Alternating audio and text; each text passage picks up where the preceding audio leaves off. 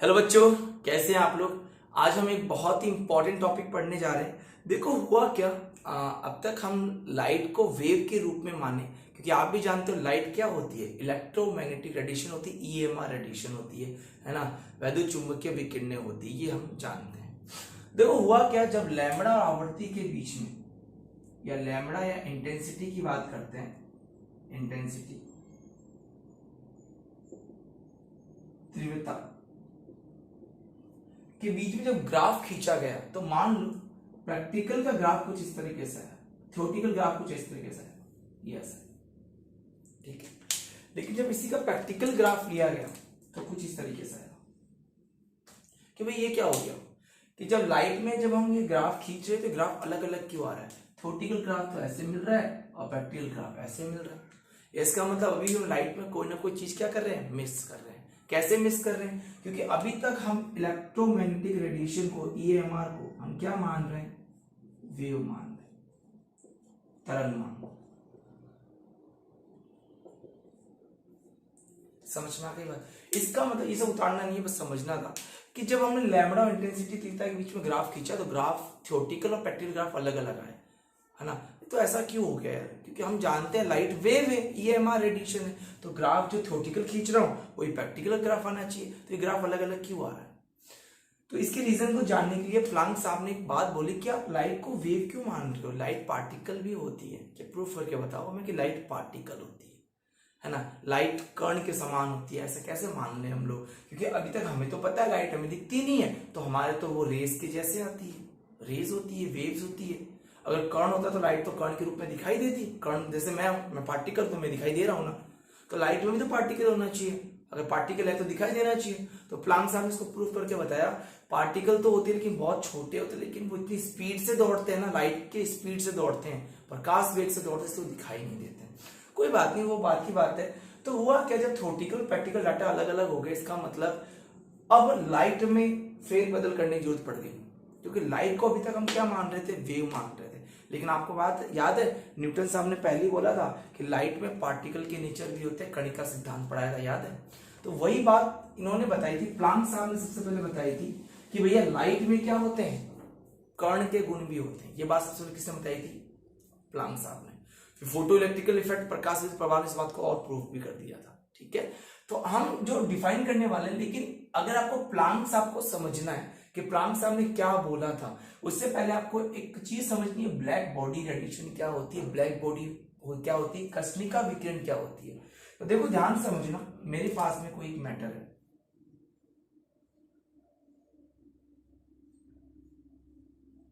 ठीक है, कोई भी एक मैटर है ना, इसको मैं मैटर बोलता हूं इसे,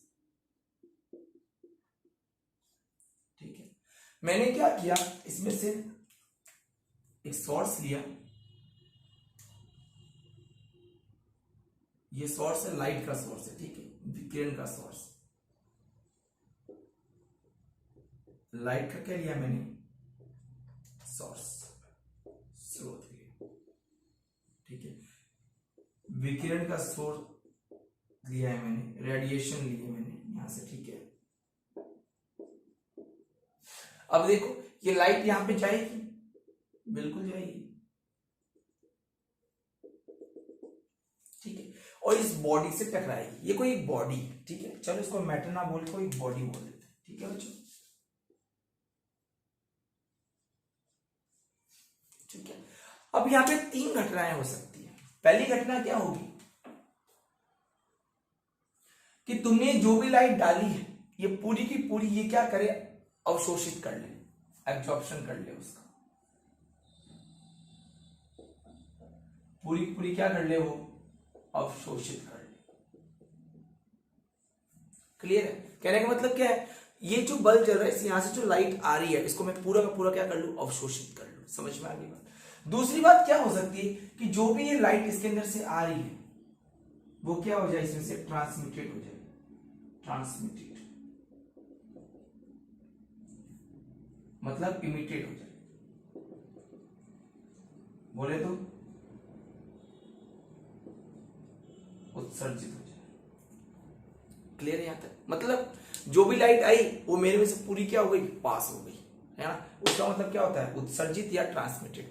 अब एक घटना और हो सकती है, क्या हो सकती है? अब मेरा कलर आपको क्यों दिखाई देता है? इसलिए होता है क्योंकि लाइट आई, इस लाइट में से 7 कलर आते हैं, सभी पता है ना, विबग्योर, VIBGYOR है ना, वॉयलेट, इंडिको है ना। तो जैसी लाइट आई, इस लाइट ने मेरे ऊपर क्या किया, फोकस मारा, तो मेरे में से जो टकरा के लाइट आपकी तरफ वापस चली गई उसे क्या बोलेंगे, रिफ्लेक्टेड। इसलिए आपको मेरा कलर दिखाई दे रहा है। ये कलर आपको व्हाइट क्यों दिखाई दे रहा है? क्योंकि जो लाइट आ रही है ना, इसमें से व्हाइट कलर आपकी तरफ रिफ्लेक्ट हो रहा है वापस। समझ में आ गई बात? तो इसमें से भी तीसरी घटना हो सकती थी कि आपने लाइट डाली, इसमें से कुछ लाइट क्या हो जाए, रिफ्लेक्ट हो जाए, तभी जैसा क्या दिखाई देगा, कलर। ये क्या हो जाए, रिफ्लेक्ट हो जाए, रिफ्लेक्टेड हो जाए, है ना। रिफ्लेक्शन समझ में आता है ना, है ना, रिफ्लेक्शन हो जाए, रिफ्लेक्टेड हो जाए। इसी से क्या दिखाई देता है, रंग या कलर दिखाई देता है, कलर दिखाई देता है। क्लियर है?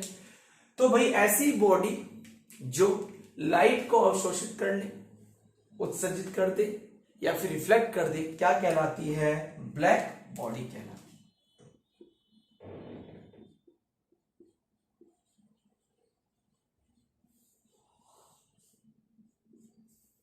समझ में आ गई बात सभी को? ठीक है, क्लियर है सभी बच्चे यहां तक, है ना। अब इसको आप नोट कर लो, है ना। चलो फटाफट नोट कर लो, वापस बता देता हूं, सुन लो।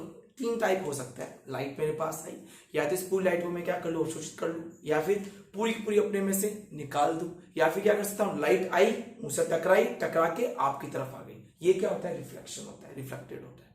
रिफ्लेक्शन, रिफ्लेक्टेड समझ में आ गई बात सभी को? हिंदी मीडियम वाले रिफ्लेक्शन समझ में आ गई बात? ठीक है, चलो जी, तो इसको आप नोट कर लो फटाफट। यहां तक क्लियर हो गया? ठीक है, चलो ब्लैक बॉडी समझाना जरूरी था मेरे को, है ना। चलो आगे बात करते हैं हम लोग, है ना। समझना ध्यान से। अब मैं आपके लिए प्लांक की थ्योरी आपको समझाता हूं, है ना।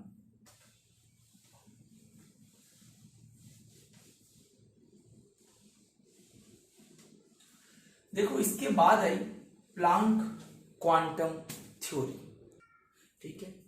तो प्लांक्स क्वांटम थ्योरी,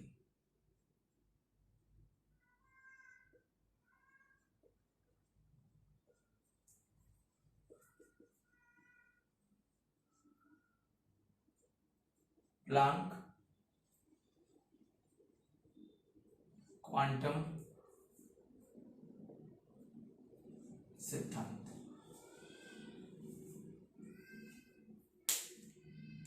देखो यहां पर क्या बात आई है ना। प्लांक साहब ने क्या ऐसी बात बोली जो आज तक बहुत ही इंपॉर्टेंट मानी जाती है लाइट के टर्म में। देखो उन्होंने क्या बोला था, इन्होंने ये बोला था कि जो आपके विकिरण है, जो भी विकिरण है ना, वो जो है ना, वो है ना बिल्कुल छोटे छोटे एनर्जी के बंडल से बनी हुई है, पैकेट ऑफ एनर्जी से बनी हुई है। क्या मतलब हुआ, इन्होंने ये बोला, देखो मैं बिल्कुल पहले शॉर्ट में समझा रहा हूं, फिर डिटेल में लिखवा दूंगा, ठीक है बच्चों। तो इन्होंने क्या बात बोली, इन्होंने ये बात बोल दी कि लाइट इज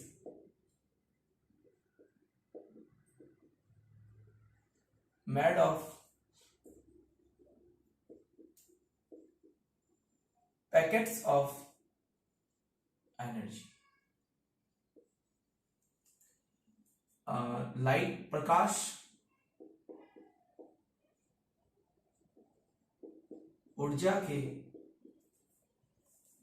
बंडलों से बना होता है। ऊर्जा के पैकेट्स मतलब बंडल, ठीक है, ऊर्जा के पैकेट से बना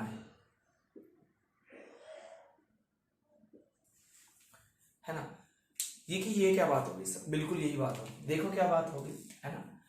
जैसे मान लो ये कोई लाइट है, तो लाइट में अब 2 नेचर की बात हो गई कि अगर ये छोटे छोटे पैकेट से बना है, छोटे छोटे बंडल, पैकेट का मतलब बंडल है, अगर छोटे छोटे पैकेट से बना है तो उसका ऐसा होना चाहिए फिर। तो लाइट आपके पास कुछ इस तरीके से आती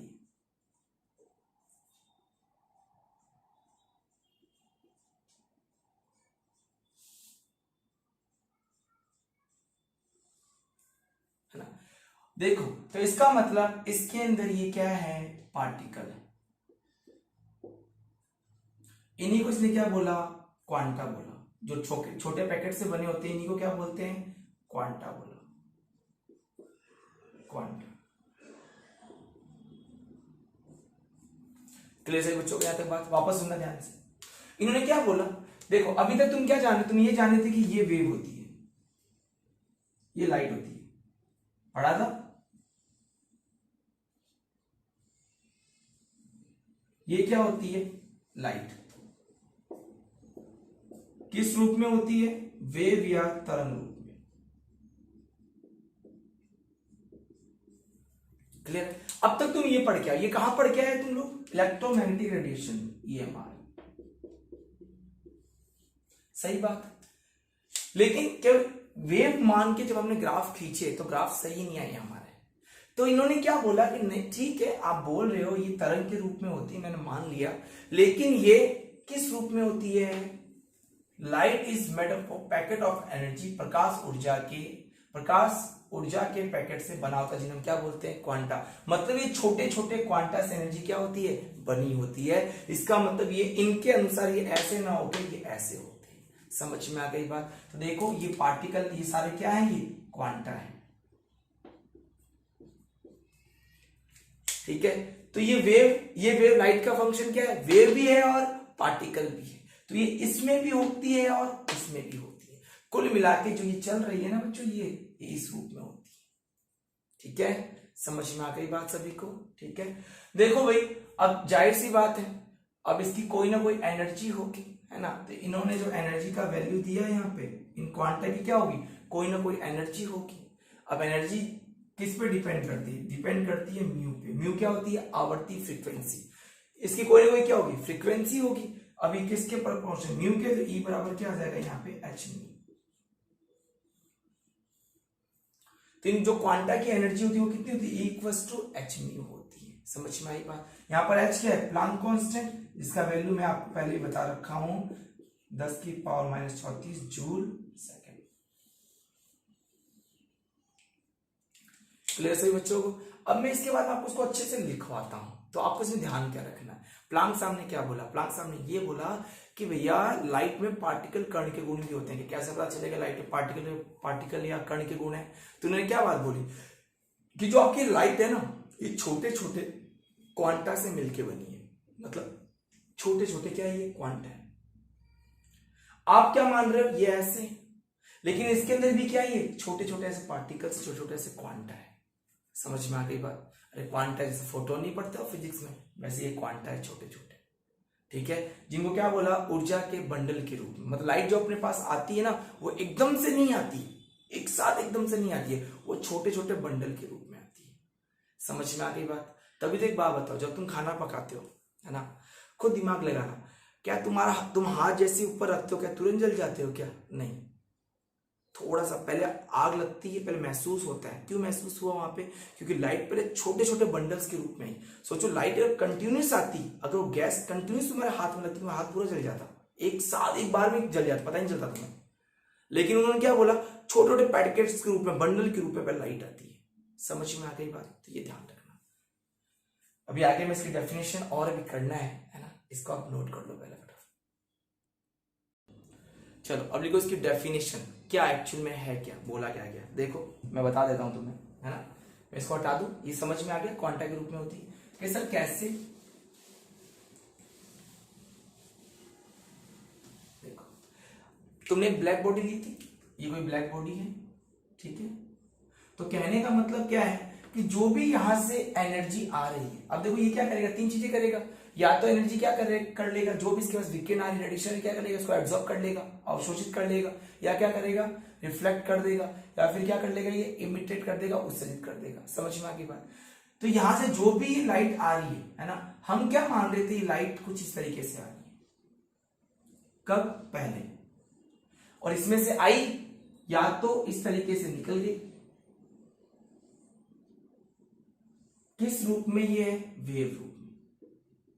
अब तक हम ये मान रहे थे। प्लांक साहब ने क्या बोला? प्लांक साहब ने बोला भाई देखो ये जो ब्लैक बॉडी है, क्या है? ये ब्लैक बॉडी।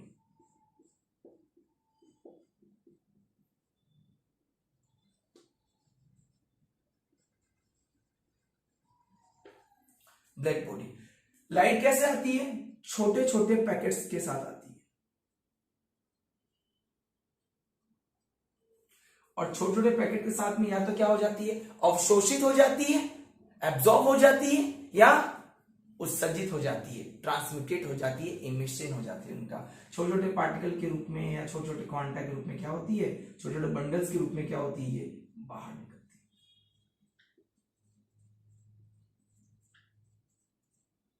ठीक है, समझ में आती बात।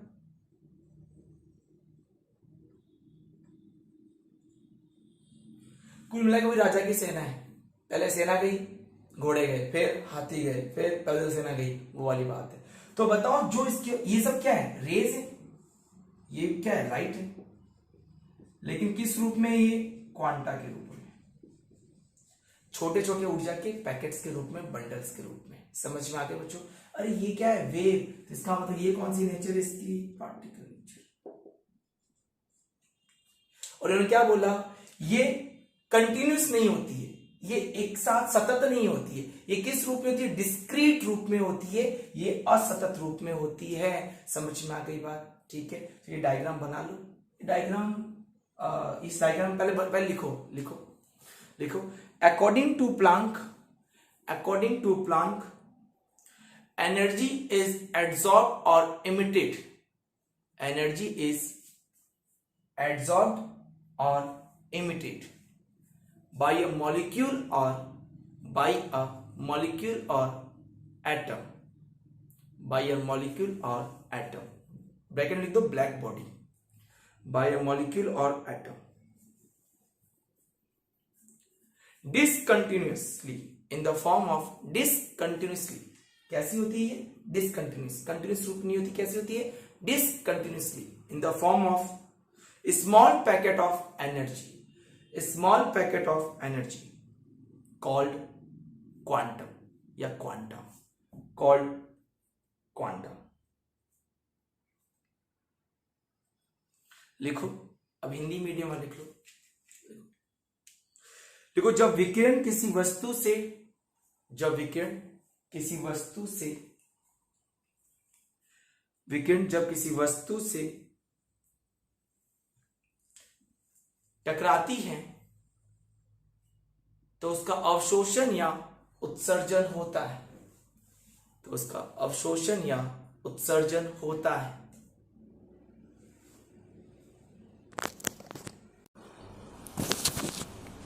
यह अवशोषण या उत्सर्जन सतत रूप में ना होकर, यह उत्सर्जन या अवशोषण सतत रूप में ना होकर असतत रूप में होता है, सतत रूप में ना होकर असतत रूप में होता है। तथा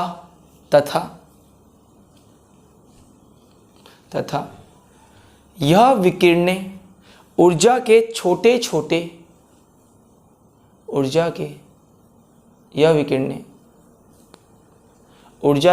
छोटे बंडल से बनी होती है, जिन्हें क्वांटा कहते हैं। क्लियर सभी बच्चों को, यहाँ तक बात है ना। ठीक है, चलो अब सभी लोग सेकंड पॉइंट लिखो। तो देखो यहाँ पे जो अपना सेकंड पॉइंट रहेगा, देखो वो भी बहुत इंपॉर्टेंट पॉइंट है, लिख लो इसके अंदर। ऊर्जा का अवशोषण या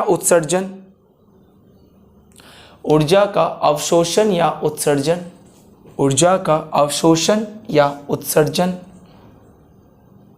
छोटे छोटे पैकेट्स के रूप में होता है। अब इंग्लिश मीडियम में लिख लो।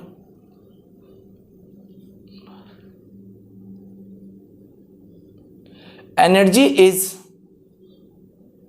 एब्जॉर्ब और imitate in the form of quanta,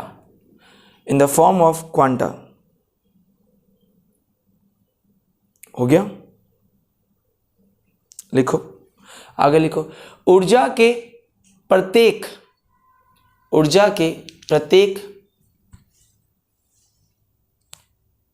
packet को, पैकेट मतलब बंडल हो रहा है, ठीक है।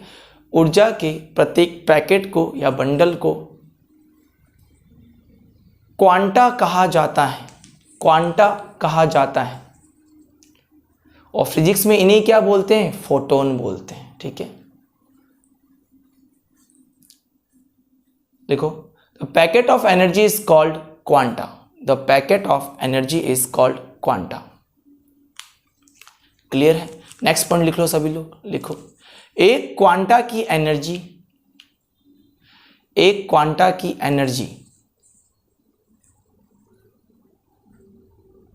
एनर्जी ऑफ क्वांटा इज, अब इसके नीचे लिखो, ये डायग्राम बना हुआ फटाफट, ये डायग्राम बनाओ इसके नीचे, ठीक है? समझ में आ गई सबको बात? यहां तक क्लियर है? चलो ये डायग्राम बना लो सभी लोग, फिर आगे बात करते हैं।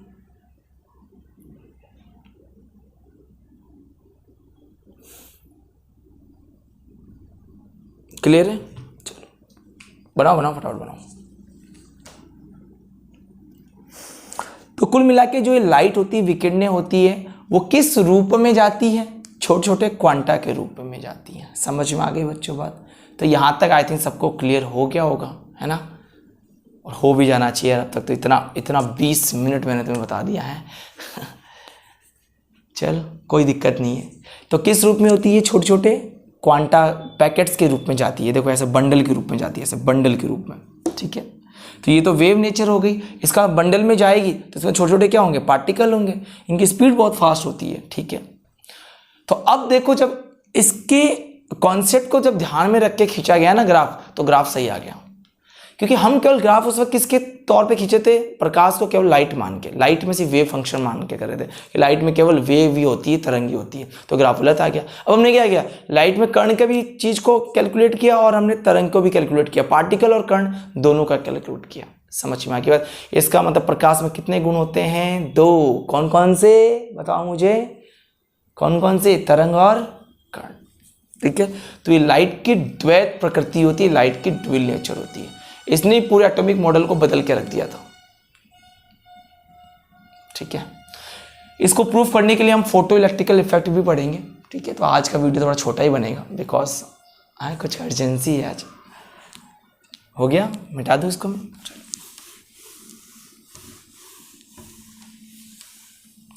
चलो अब देखो ध्यान से। तो इसका मतलब जो लाइट है वो कैसी नेचर रखती है? ड्यूल नेचर रखती है, द्वैत प्रकृति रखती है, ठीक है? द्वैत प्रकृति का मतलब क्या है? लाइट में 2 गुण होते हैं। कौन कौन से? वेव नेचर भी होता है और ये कैसा होता है? पार्टिकल नेचर भी होता है, कण के रूप में, और ये तरंग के रूप, ठीक है? इसको हमने इलेक्ट्रोमैग्नेटिक रेडिएशन EMR से प्रूफ किया था और इसको हमने प्लांक की थ्योरी से प्रूफ कर दिया। समझ में आ गई बात? इसको नोट कर लो, फिर एक छोटा सा चार्ट बनाते हैं, उसके बाद बस जल्दी से हो गया।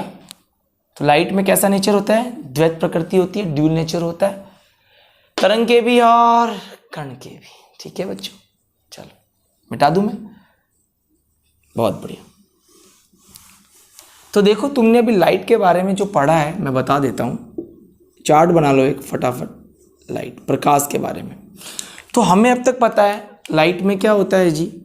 वेव नेचर होती है, इस तरीके से लाइट होती है। कैसी नेचर होती है? वेव।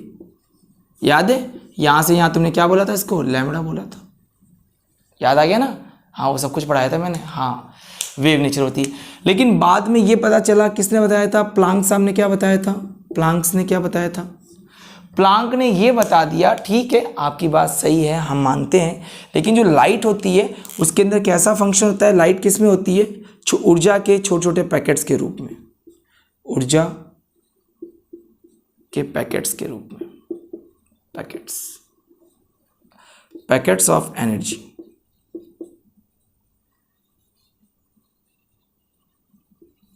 जिन्हें इन्होंने क्या नाम दिया था बताओ मुझे? क्वांटा।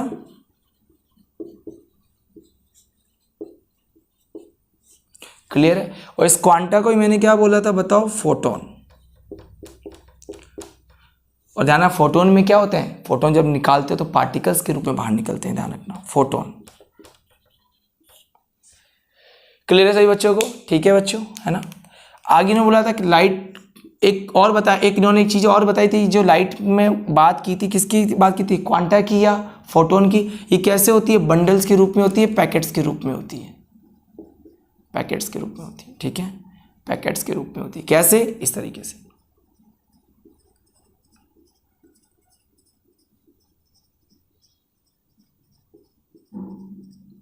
और इनको क्या बोला था इन्होंने? क्वांटा।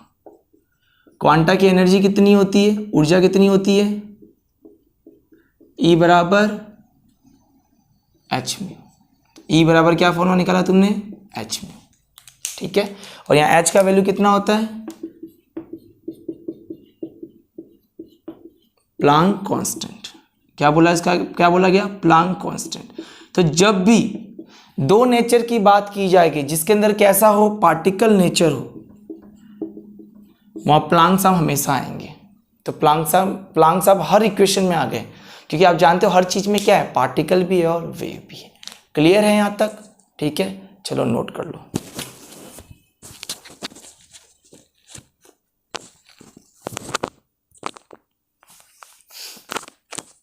उतार लो।